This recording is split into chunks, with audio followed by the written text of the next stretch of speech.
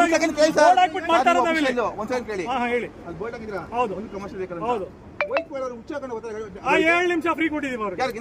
ನಮ್ಗೆ ಯಾಕೆ ಕೊಟ್ಟೆ 24 ದುಡಿಯೋ ನಾನಿಲ್ಲ. ಈಗ ಕಮರ್ಷಿಯಲ್ ಕಮಿಷನ್ ತಗೊಂತಾರೆ, ಟೋಲ್ ಕಟ್ತಾ ಇದ್ರು, ಟ್ಯಾಕ್ಸ್ ಕಟ್ತಾ ಇದ್ರು ಸರ್. ಎಲ್ಲ ರೋಡ್ ಟ್ಯಾಕ್ಸ್ ಕಟ್ಟಲ್ಲ ನಾವು, ರೋಡ್ ಕಟ್ಟಲ್ಲ. ನಾವು ಈಗ ವರ್ಷಕ್ಕೊಂದ್ಸರಿ ಅವ್ರು ಇದು ಕಟ್ತಾರೆ. ಯಾರು ನಾವು ಡೈಲಿ ಕಟ್ತೀವಿ ಸರ್. ಅದನ್ನೇ ಕೇಳ್ತಾ ಇದ್ದೀನಿ. ನಮ್ಗೆ ನ್ಯಾಯ ಬೇಕು ನಮ್ಗೆ. ನಮ್ಮ ಡ್ರೈವರ್ ನ್ಯಾಯ ಬೇಕು ನಮ್ಗೆ. ನಮ್ಮ ಡ್ರೈವರ್ ನ್ಯಾಯ ಬೇಕ್ರಿ ನಮ್ಗೆ. ಈಗ ನಂದು ಎಷ್ಟಿದೆ ನಾನು ಮಾತಾಡ್ಬೇಕು. ಅಲ್ಲ ಇನ್ನೇನು 6 ಕಿಲೋಮೀಟರ್ ಸರ್ 708 ರೂಪಾಯಿ ಸರ್ ನಾವು ಹೋಗೋದು. ಇಲ್ಲ 500 ರೂಪಾಯಿ ನಾವೇನು ಸರ್ ನಿಮ್ಗೆ ಬದುಕಬೇಕು ನಾವು.